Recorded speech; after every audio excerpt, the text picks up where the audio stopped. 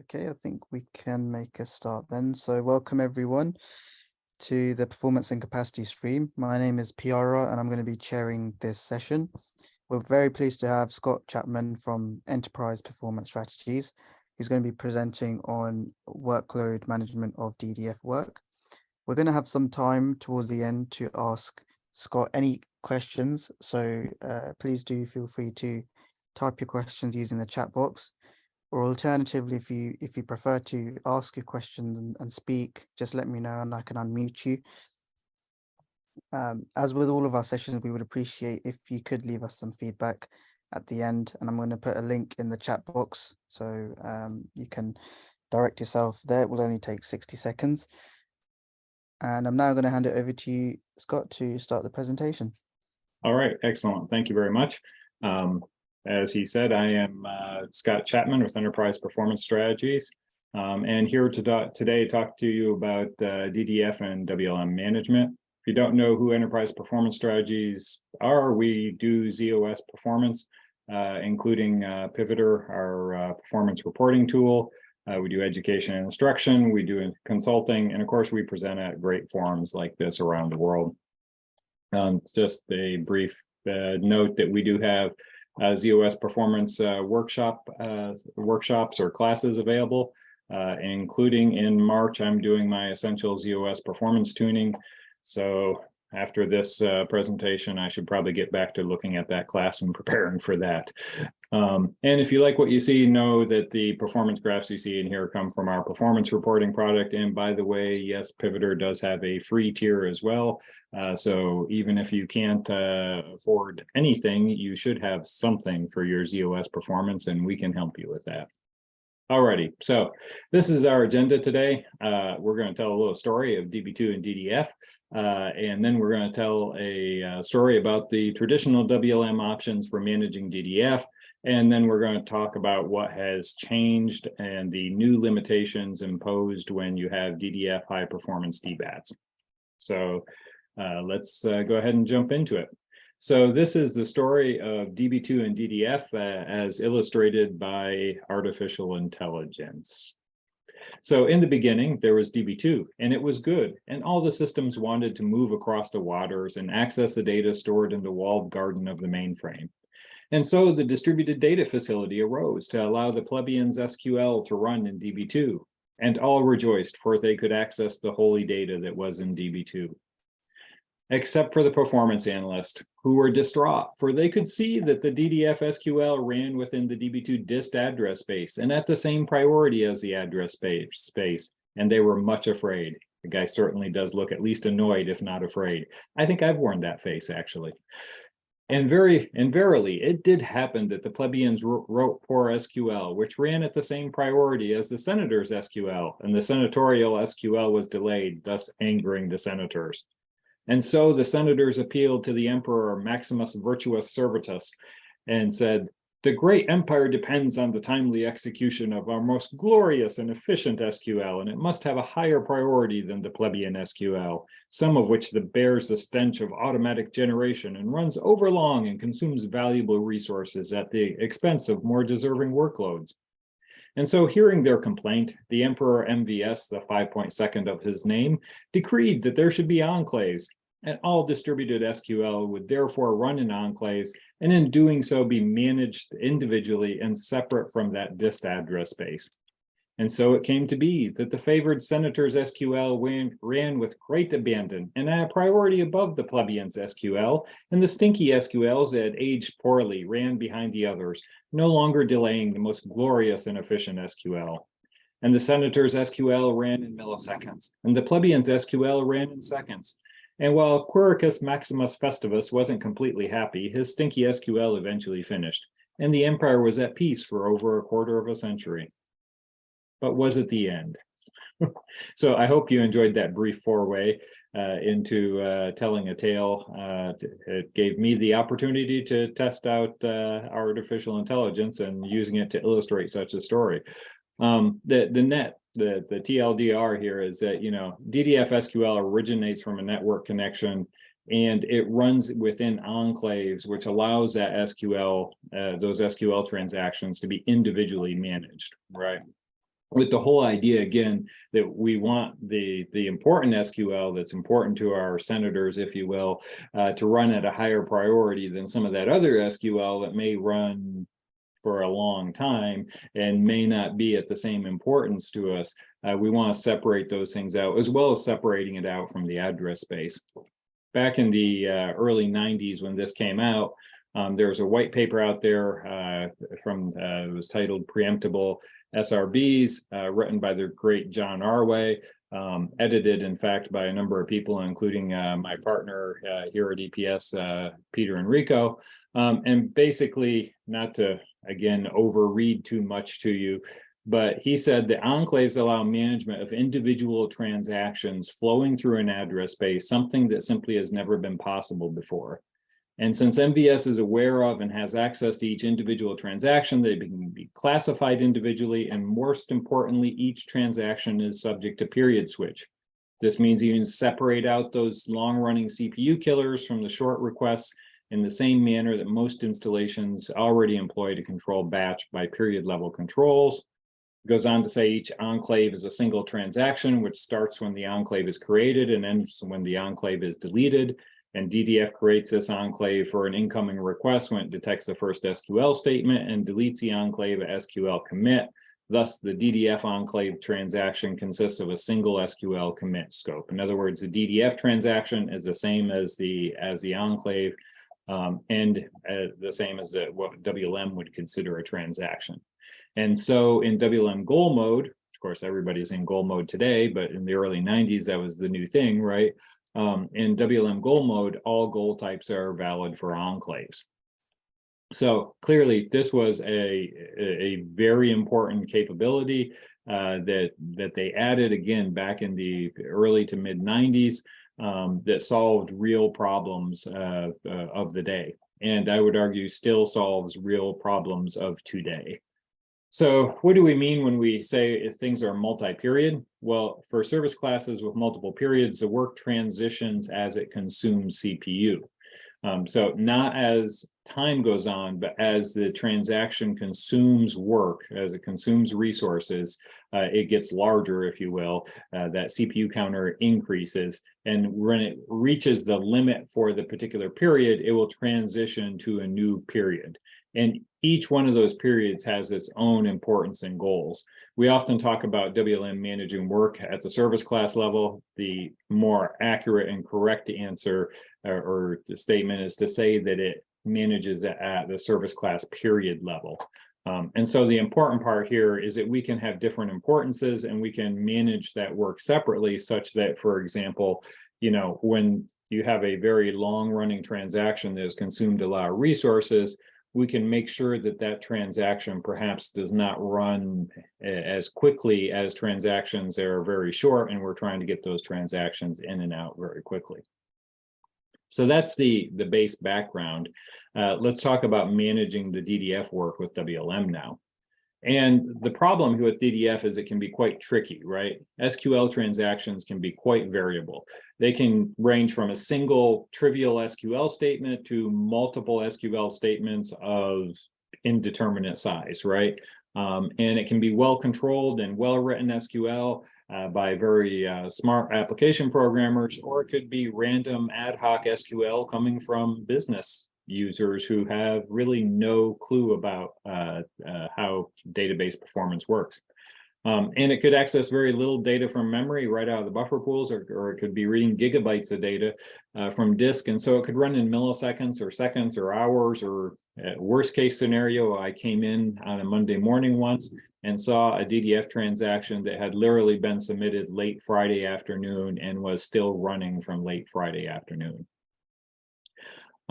Basically, if you have the appropriate JDBC or ODBC driver and authorization, there's all sorts of things that can connect up and use DB2.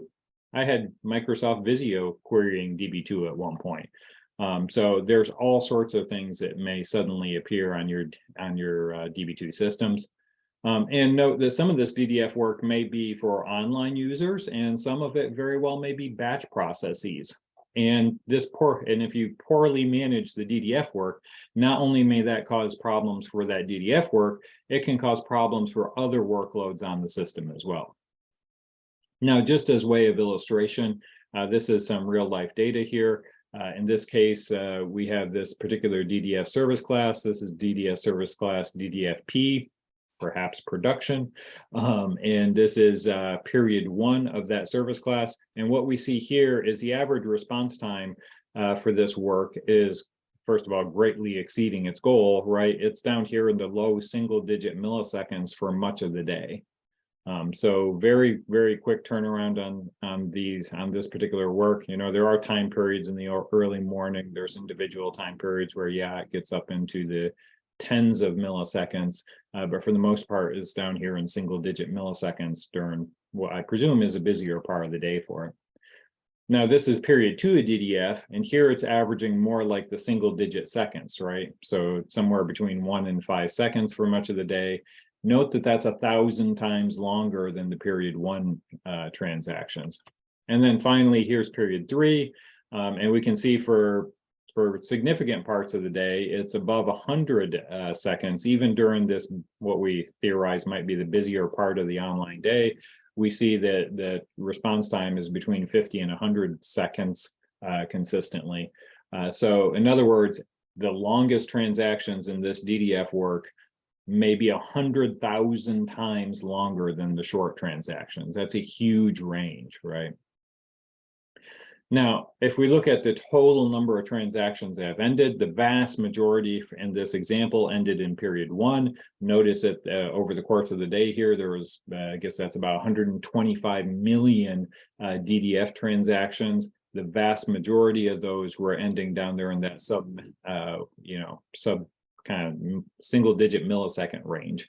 Now, this doesn't necessarily mean the CPU time was all here in period 1, right? Because we have those transactions that are literally 100,000 times longer potentially, even though these make up such a small number here, we can't even see the slice. It can't even see the green and the orange here on the graph.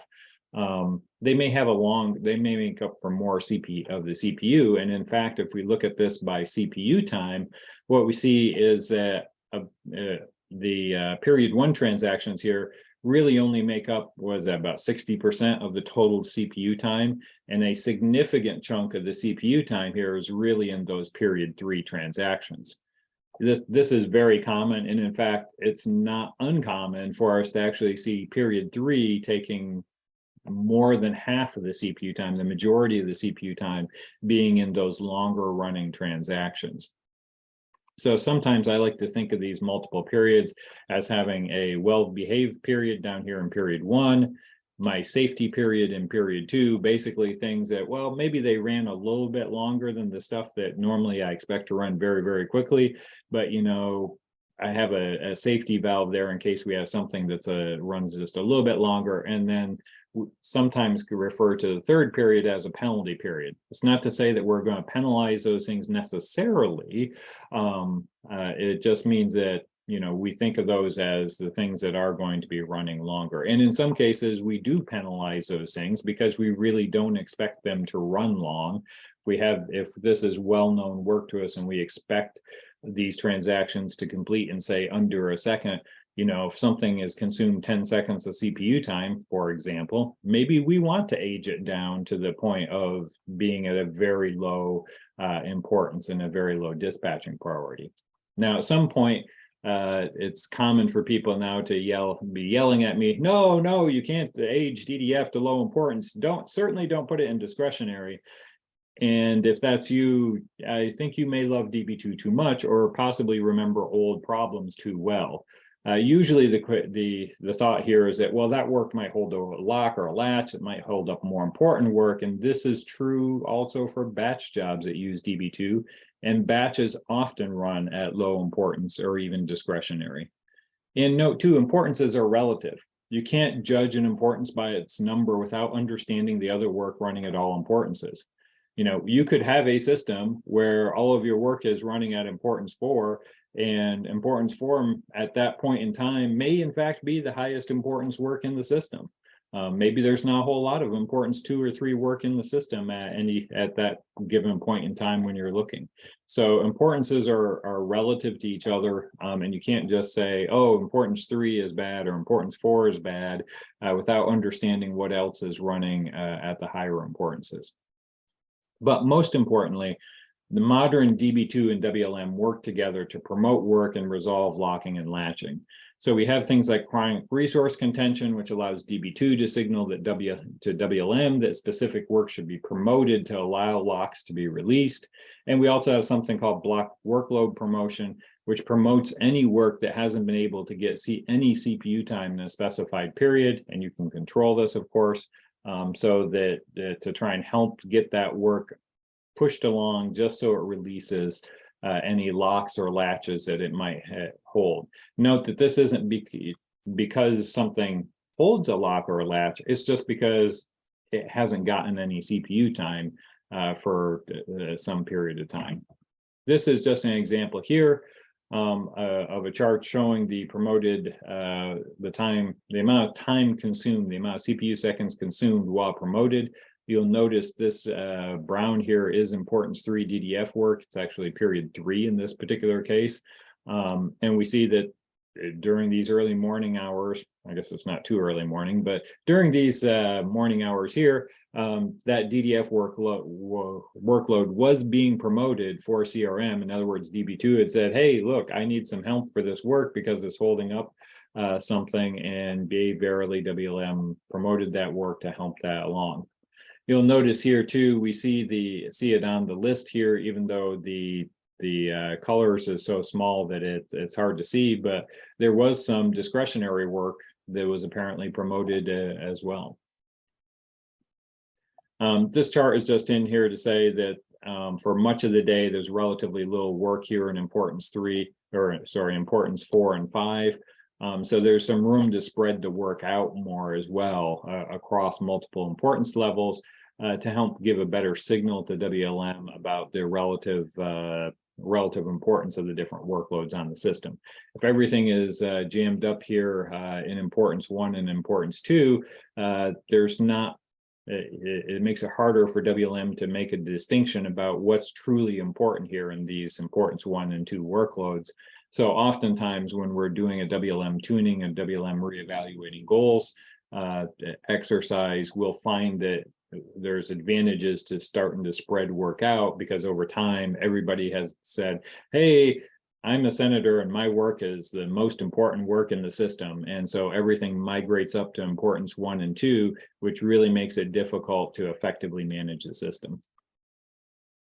Okay, another important thing when you're looking at managing DDF, I think it's important to understand the application and understand what work is truly important, because those extremely short-running transactions may really be a batch process that's doing singleton SQLs. I've seen multiple times where there's millions of these very short transactions, and what it turns out to be is that somebody has used a JDBC connection, and basically every SQL becomes becomes an individual transaction because of the settings on the JDBC connection. So you're doing a bunch of singleton inserts. Those inserts happen lickety split. That's great that we can turn those around in a millisecond, but it'd be a lot better if we used a real transaction to delineate, a group of those together. Conversely, your long transactions may just be because your customers never call in sorted order, do they? Nobody calls up based on their customer ID number. So, some of those initial first accesses for a customer that's just initially connecting to you will be random, and quite possibly likely will not be in the buffers. And so, those random access will have to do some IO that's probably going to do real IO instead of coming out of buffers or out of cache. And so these things may in fact run longer. And so those long transactions may actually be the more important ones to you than the short ones. So again, understand the application. If you don't understand the application and what those transactions represent, you risk making incorrect decisions about the importance of the work. I mean, oftentimes it is true that we do want those short running transactions to get in and out really quickly so that we're not jamming up the system with a whole bunch of tiny transactions. That often can be the correct answer, but we also need to temper our enthusiasm sometimes for those short running transactions, depending on the nature of the work. So the important part here too is wherever possible, try to use separate service classes to separate the batch-like work, even if it's apparently really short transactions versus the online work. So don't be afraid of using multiple DDF service classes. It's very likely you have multiple types of DDF work coming in today. So it makes sense to have different service classes with different importances and different goals based on those things. You very well may have DDF work that's coming in that is truly online access from a customer that's actually sitting at the other end of the line, so to speak, waiting on that response from DDF. You know, yes, those things should be have a very high importance. And should have probably a response time goal so you can help understand what the response time is of those transactions. Make liberal use of report classes. This is something I like to harp on.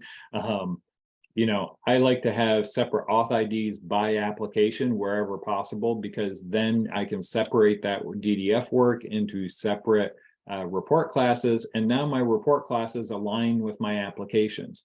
So I can go look at my reporting and say, oh, this application here, its period 1 DDF work is getting a response time of whatever. And I can separate that out then from all the other applications.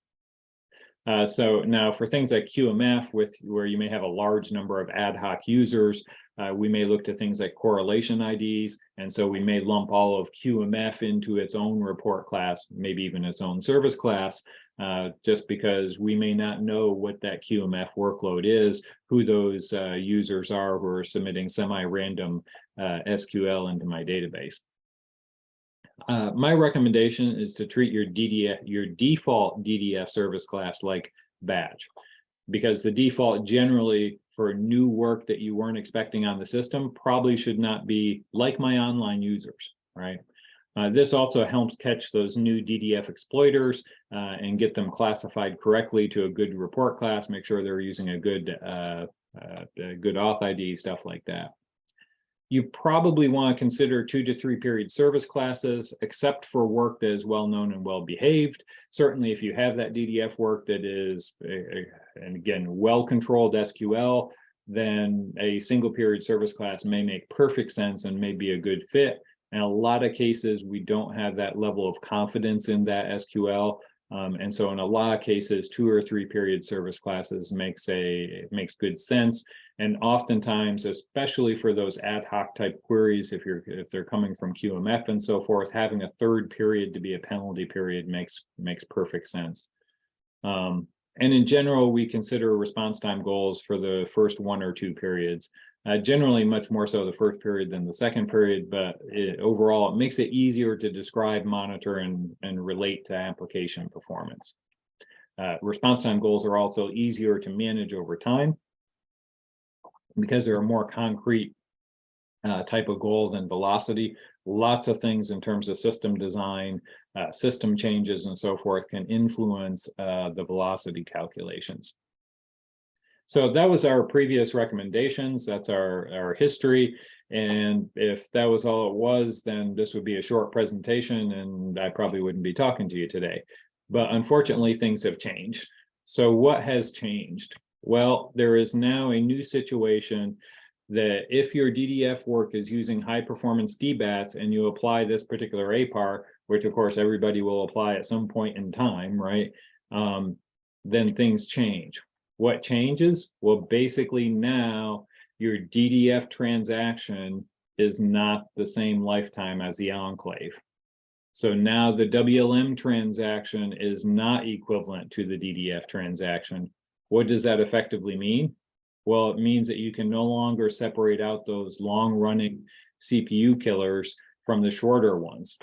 And it means that effectively in goal mode, not all goal types are valid for enclaves. Technically, let me be clear, all goal types are still valid, but they're not effective, okay?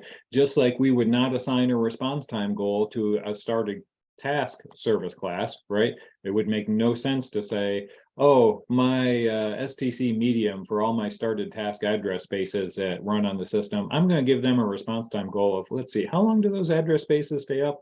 What's my IPL duration? 6 months. I have a 6 months response time goal. You don't do that, right? So the same sort of thing, although not as dramatically, applies here as well. Now, this could certainly be a surprise when you apply the DB2 maintenance that made this change, or even more importantly, it could become a surprise later after you've applied the maintenance. So what do we mean by high performance DBATs and all that? This is the DB2 details for non-DB2 people. We talk a lot about general ZOS performance and WLM management at EPS. So we tend to attract more of the WLM side of the house more than the DB2 side of the house. And even though I have a good deal of experience with DB2, I'm not a DB2 expert the way people like Mark Rader is. And so I had to go to Mark to help him remind me about what all these details are and how this all fits together. Note that all the opinions and conclusions are mine, even though I'm giving a shout out to Mark and saying thank you to Mark for helping me with this. The opinions and conclusions are mine and not Mark's nor his employer. However, Mark is giving a presentation on DDF and WLM, I believe, tomorrow in the DB2 track. So if you're still interested in this topic, go see him tomorrow, and I'm sure he'll correct whatever DB2 mistakes I make. So because of this, we're getting relatively down into the weeds of DB2 here. I also subtitled this section the What the Frack section. So we're going to start off with WTF is a DBAT, right? So DBAT is database access thread, and essentially is how DDF traffic connects to DB2. Unlike, for example, CICS and batch, which connect directly from those address spaces. It consists of a thread, the nice blue part here, and the orange or yellow connection part here, which is relatively tiny compared to the thread itself. And as the thread is used for some reason that I don't understand, it tends to grow over time. Apparently, it doesn't garbage collect itself very well and becomes fat, so you can't keep the threads around forever. And so eventually you have to get rid of these threads. Now, threads have to have a place to run, and for DDF, that's in an enclave. And DDF creates the enclave to run the DBAT in ever since MVS 5.2 and DB2.4 back in the mid-90s. Now, there's some DB2 ZPARM options that we need to understand. And if you don't know what a ZPARM is basically DB2 config options. The first one of those is commit stat, and is what happens when an application does a commit. And the options here are active, meaning the connection holds the DBAT and is unusable by any other thread, or inactive, which separates the connection from the DBAT and allows the DBAT to be reused. And inactive has long been the default and is recommended because it reduces storage utilization at the very slight cost of reassociating the connection to the DBAT upon the next SQL. And then there's also the option pool inact, which basically says the approximate time that DBAT can remain inactive in the pool before it's terminated.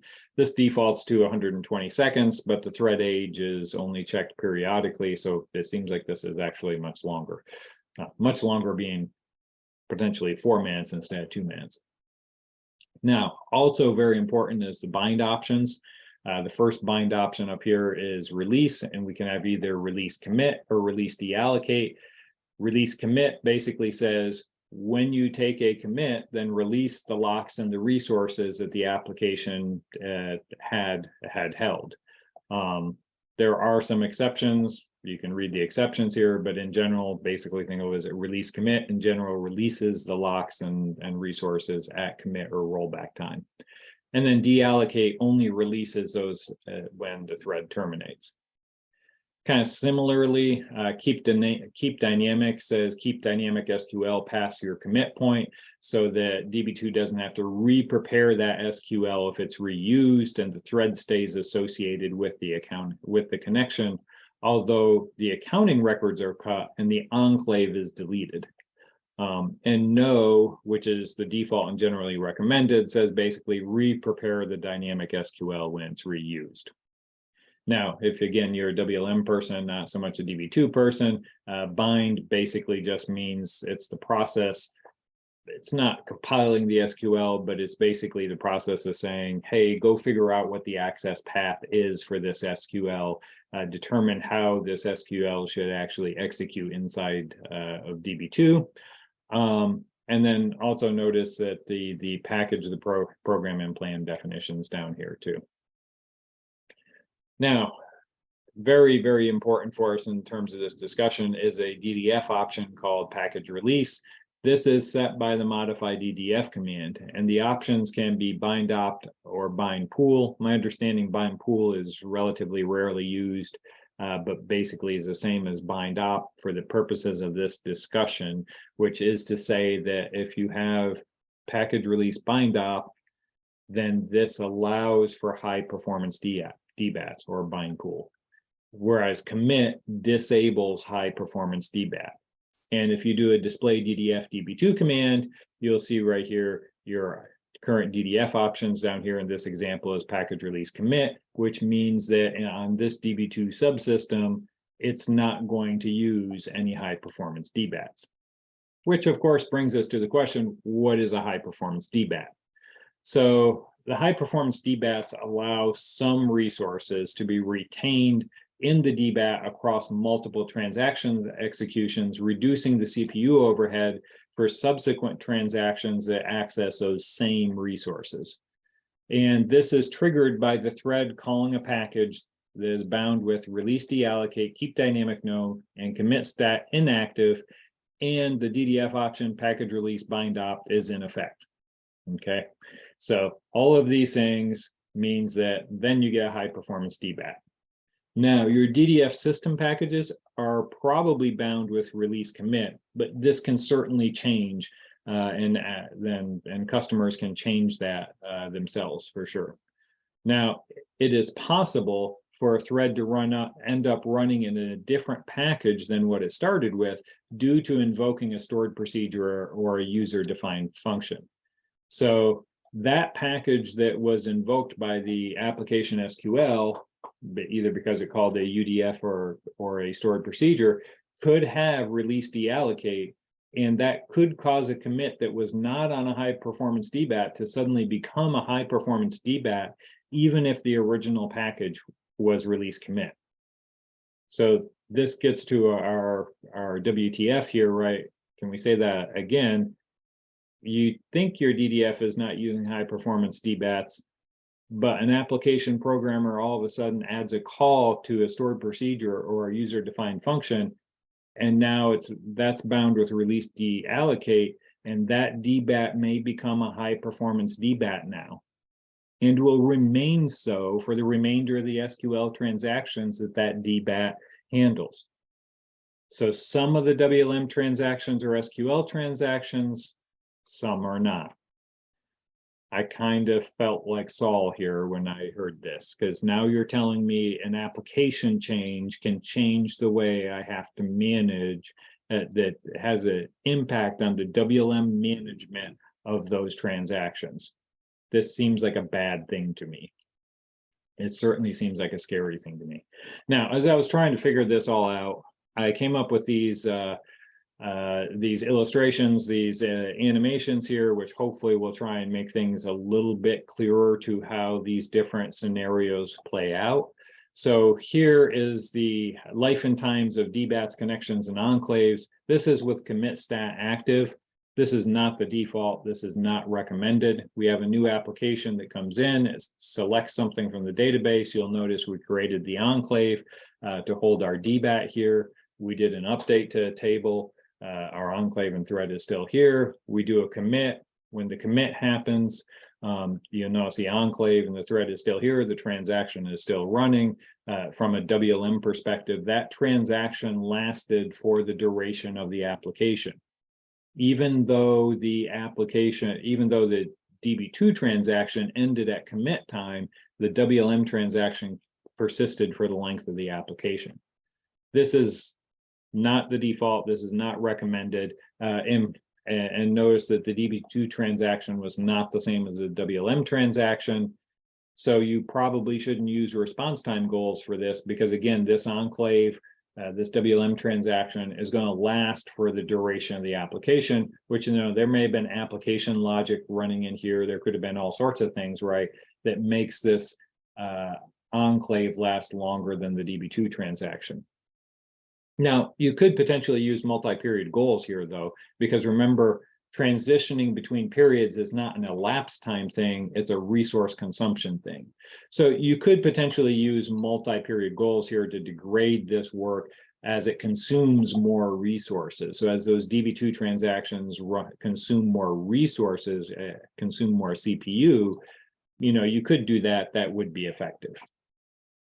Okay, so here's commit stat inactive. Without high performance DBATs, basically the same sort of thing. We get a thread out of the thread pool is the major difference here. And we've started the enclave. When we do our update, that's all fine and good. When we do our commit, the important thing here is the thread goes back to the thread pool and our enclave disappears, right? So our enclave, our WLM transaction has the same lifetime as the actual DB2 transaction. Another workload comes in. Another application, we take that thread, we attach it to a new connection, we create a new enclave.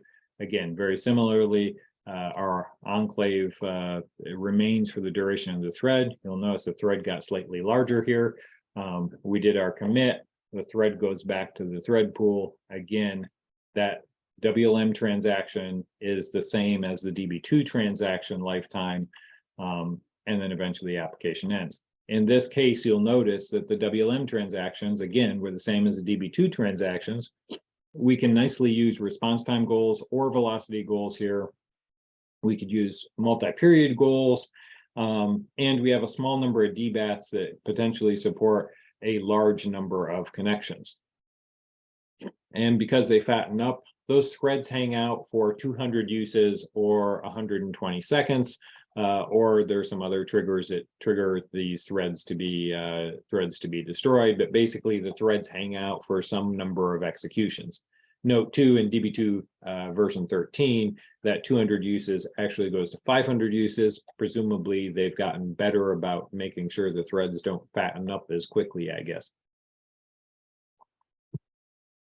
Okay.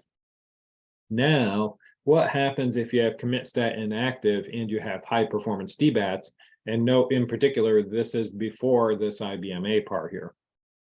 Well, again, this looks very similar. We get the thread connects, we get the enclave, we do the update, everything's hanging out just fine. We do a commit. When we do the commit, the enclave goes away. The thread stays connected to our connection here. We create another enclave when we have a new SQL that comes in. Again, the commit happens, that ends the DB2 transaction, ends the enclave, and eventually the application ends and the DBAT goes away. Kind of similarly over here, we have our new application comes in, creates a new thread, creates a new connection. We do the commit. All this basically happens the way we expected before. And again, the WLM transaction is the same as the DB2 transaction. We can use response time or velocity goals. We can use multi-period goals.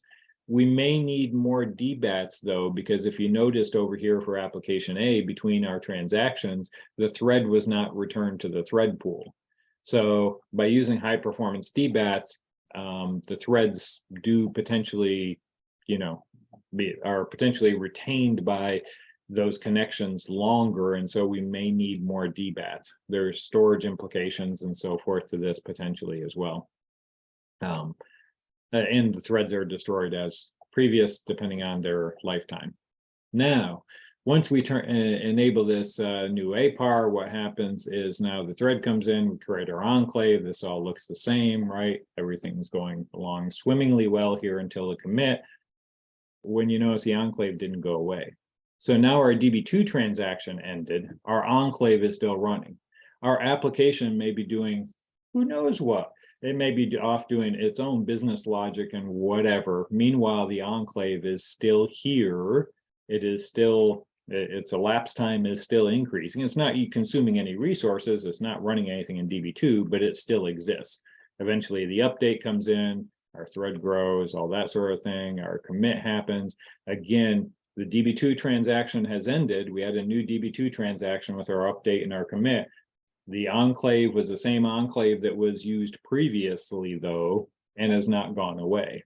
And in fact, as I'm yammering on here, the application is running, doing whatever the application is doing, and it's not until the application ends that that enclave actually went away.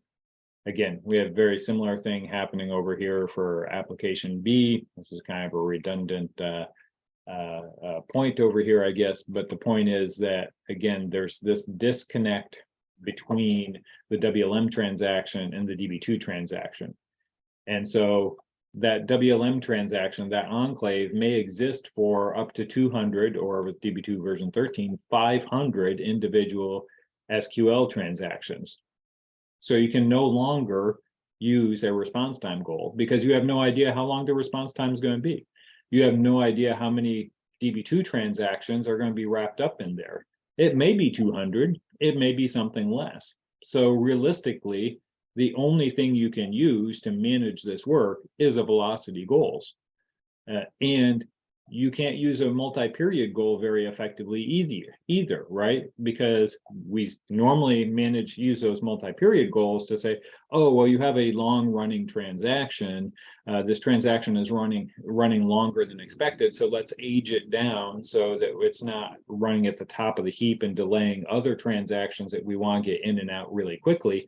Well, we can't do that now because from a WLM perspective, that transaction, that quote unquote long running transaction, is going to potentially pick up the next DB2 transaction that may be a short transaction. So now all of a sudden we have what should be a short DB2 transaction running potentially in a service class period that was intended for things that were long running, and we're going to delay those short running things. So now it's going to be at the wrong dispatching priority. Now, it is true that you could potentially have an extreme penalty period still, but because these WLM transactions may include, up to 500 DB2 transactions, it does have to be an extreme penalty period. It's not something where, again, you're going to be like, oh, well, normally this stuff takes, 3 milliseconds of CPU time, so I'm going to age it down to another period after 6 milliseconds or something like that. If you want to age it down after 60 seconds of CPU time or multiple minutes of CPU time, that might make sense because now we have something that's truly an outlier. We know we likely aren't getting there from even 500 transactions, but it has to be on the order of this is a really significant outlier before it can ever get to that point. And you still have a danger there that if you age something to that is that then WLM transaction going to still stick around because it was only a number one of 500 transactions that ran there. So you are taking still a risk there of, hey, I aged something to this penalty period, and now the next transaction, the next DB2 transaction that comes in ends up in that same penalty period. That's probably not a good thing. So why the change and why do we care? Well, I think I just told you why we care, right? But why the change? Well, apparently in some specific high volume situations, retaining the enclave and not allocating a new one provides a slight performance benefit, which makes sense. It takes some small amount of CPU time to create a new enclave. But, the whole selling point in 1995 was that creating this enclave is a lightweight activity. So I'm not sure how high a volume of DDF activity you have to have where, you're now suddenly worrying about the CPU overhead of creating an enclave. It seems like it would have to be pretty extreme, though. Now, it really, in my opinion, this should have been gated behind an option to say that this is an option that you can enable as opposed to just changing it for everybody. Unfortunately, they didn't do that. So now, as WLM administrators, we need to know what DDF work is using high performance DBATs. It might not be all DDF work, right? And that DDF work that is using high performance DBATs, we have to change those to single period velocity goals, which basically limits our flexibility in managing that DDF work. Now, this may be of limited consequence. If all of your DDF work is well known and well behaved, then changing to a velocity goal just means that you have more maintenance to do over time, because velocity goals change more over time, right? With the number of CPUs or zips on the system and stuff like that, velocity goals require much more attention over time than response time goals. But, we can probably live with that. But how much of your DDF work is well behaved versus not so well behaved? I know a lot of people who look at DDF kind of like they're the scary Cylons invading, right? So should you use high performance DBATs for some DDF work? So actually this question, actually this slide is that it's possible, is noting that it's possible different DDF work could go to different collections and packages. So you can separate out your DDF work so that some is using high perf DBATs and some is not. I'm not getting into those deep DB2 details here. And the other point is that if you don't have package release equals commit, some of your DDF work might be high perf DBAT and some might not be. So you have to identify which is and which is not. Now, there is some help coming to report on the actual DB2 transactions. So with these APARs here, the SMS72 records will now include some additional fields, which will report on the number of actual DB2 transactions, as well as the number of transactions from the WLM perspective. It doesn't change the management of the work, though. So initially, when I heard about this, I was like, oh, good. The WLM has come in, saved the day. They've come up with a way of managing that work separately. No, they've only come in and identified how to report on it, not how to manage it. So that's good, because we can then say, oh, look, we have this problem, but it doesn't help us manage the work. So should you be using high performance DBATs? Probably not universally. I mean, there are DB2 considerations for moving to high performance DBATs. It's not something you should just turn on and say, yes, everything is magically good. There are some things that you need to consider from the DB2 perspective. And now there's significant WLM management considerations as well. For those high volume, well-behaved applications, very well, maybe. But you do have to be managing those applications now with single period velocity goals. So I did this presentation a couple of months ago with Share, and that was a webinar, and so we were able to ask questions at the end. We actually had over 100 respondents to this poll on that webinar. I think the important part here is that about 80% of those, like I said, over 100 respondents did say they have business critical DDF activity. Over 50% of those respondents said that, yes, they did have DDF service class periods with response time goals and multi-period service classes. Now, interestingly, about 30% of the respondents said they weren't sure if they had DDF service class periods with response time goals or multi-period, which may be the DB2 folks on the call. I'm not sure. I'm pretty sure, though, that some portion of these 30% really do have response time goals and multi-period service classes. So this 50% is probably much more like 60 or 70%. And then finally, the question about, do you use high perf DBATs? You can see almost 50% of the respondents didn't know. A little over 20% of the respondents did know that, yes, in fact, they had high perf DBATs. So, and probably that, again, that number is probably higher too, because some percentage of those don't knows probably are in fact yes. So the important part here is that DDF is important to the business, and the way it's being managed today is the exact way that these APARs are basically breaking. So in summary, understand your applications, use a DDF, and set appropriate service class goals. Use multiple report classes for capturing DB2 consumption by application. And the whole reason I'm having this presentation is to tell you, if you're using high perf DBATs, make sure you're using single period velocity goals for that work. it may be possible to have an extreme penalty period, but you really have to think about what that's going to mean to you. If you're not using high perf DBATs, make sure that your DB2 folks know to talk to your WLM folks before enabling them. This to me is a risk factor that's hanging out there.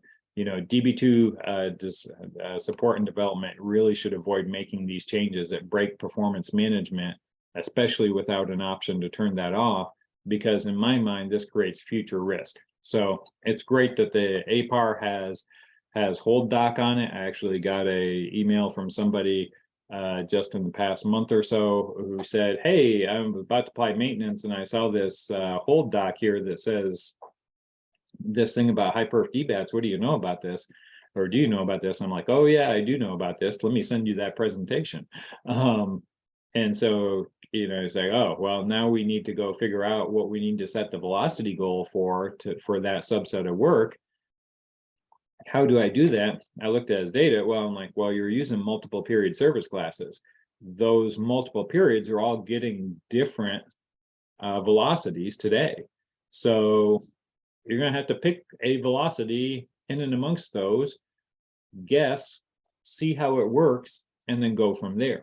It's really not a great situation. And in my mind, the bigger issue is, okay, so maybe you're not using high perf DBATs today.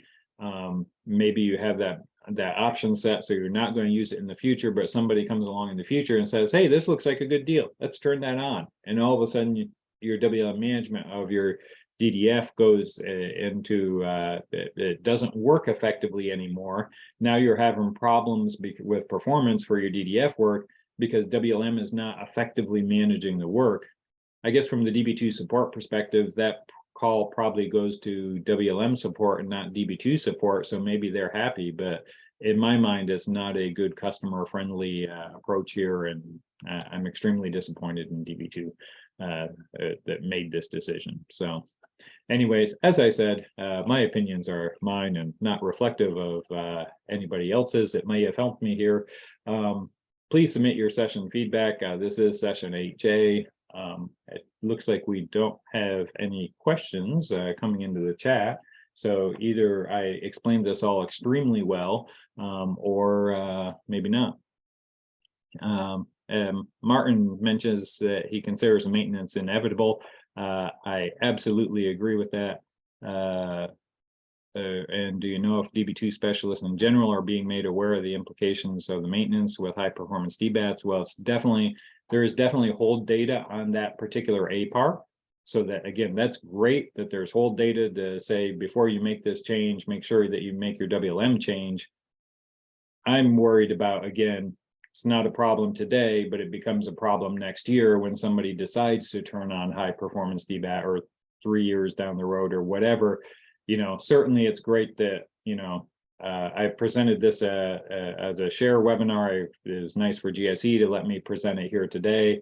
I'm sure Mark in his session tomorrow will say something about it. I'm sure that Martin says he's been trying to promote this information as well. It's great that we're all out here saying, hey, this is a problem you have to be aware of. Eventually, we'll get tired of saying this, and eventually people will forget that we've said it. And so pick a time frame, right? 18 months from now, 2 years from now, I don't know. Somebody someplace is going to go turn on high perf DBATs and find that they have a WLM management problem that they weren't expecting, because again, it's been forgotten about. So I really wish just DB2 would step up, do the right thing, change that so that functionality is gated behind an option. I get that they feel like they have a whole lot of ZPARMs and maybe they don't want to add more ZPARMs because, hey, there's all these options. It's very confusing. Well, that's great, but there are options for a reason. And you can tell I have an opinion about this. So thank you, everybody. Right, Scott, I seem to have been unmuted, so maybe somebody wanted me to say something. I will just say I entirely agree with everything you said on this, and I'm worried about the, oh, whoops, what the hell just happened aspect of this on both sides. The one thing I learned from you on this one is it is just possible in extraneous circumstances to use a punishment second period. I don't think you're strongly recommending that, and I don't think I would be either, because who knows when it would ever trigger. Well, and the other problem is I'm now 100% certain. In fact, I'm probably 90% certain that then is going to hang out there and capture other transactions after it, right? Yeah. And that's the part I'm worried about. And to be honest with you, I need better understanding from the DB2 perspective to say, okay, say you have a DDF transaction that came in and consumed some number of minutes of CPU time and ran for probably then multiple minutes. Is there a chance that DBAT is actually going to end at the end of that transaction, or is it possible that it's then going to pick up another short running transaction? Because if it does, then that again says don't use a penalty period, because that's going to be bad for you.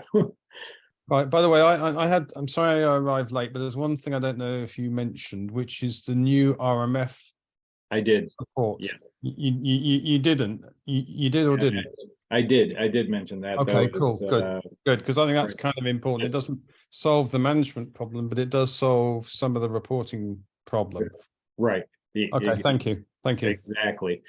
And actually, when I first heard about this, again, like I said, I was thinking, hey, this is great. This is going to solve the problem.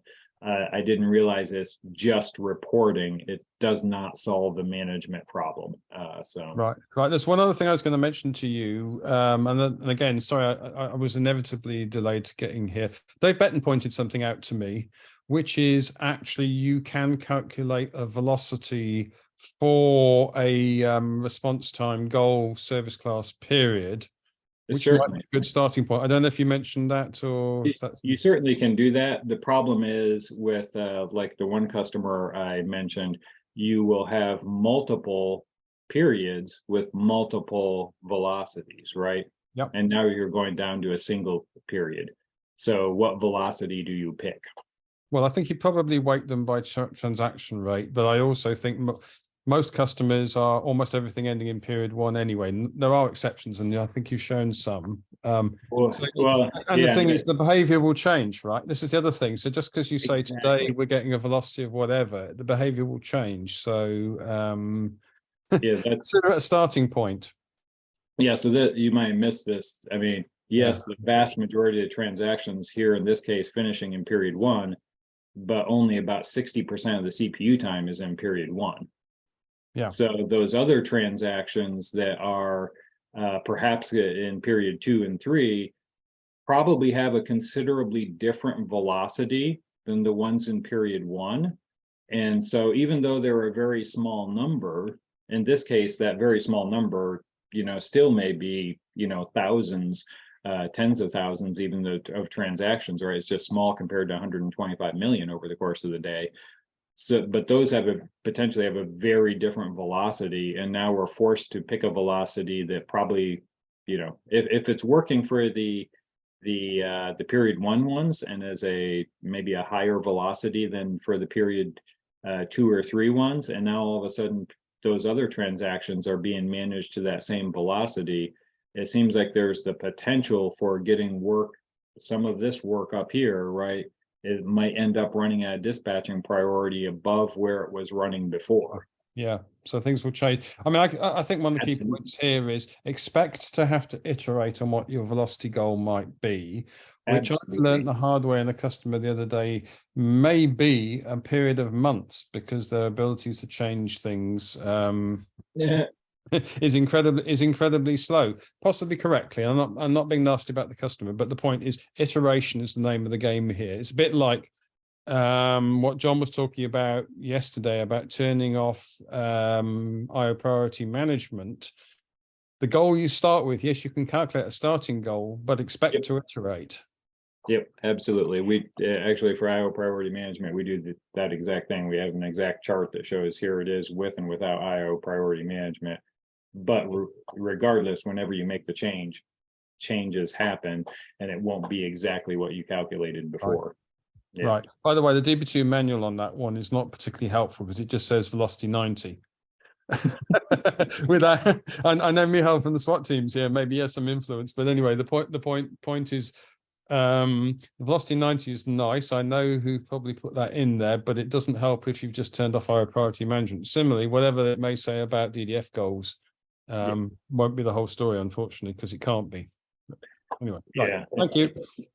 Yep. Great presentation. Great conversation. Thanks, Martin, for jumping in. So someone wanted me to. They unmuted me. I didn't ask to. Honest. Yeah, that was me, Martin. I thought you might want to come on, so I just. You know me so well, mate. Thanks.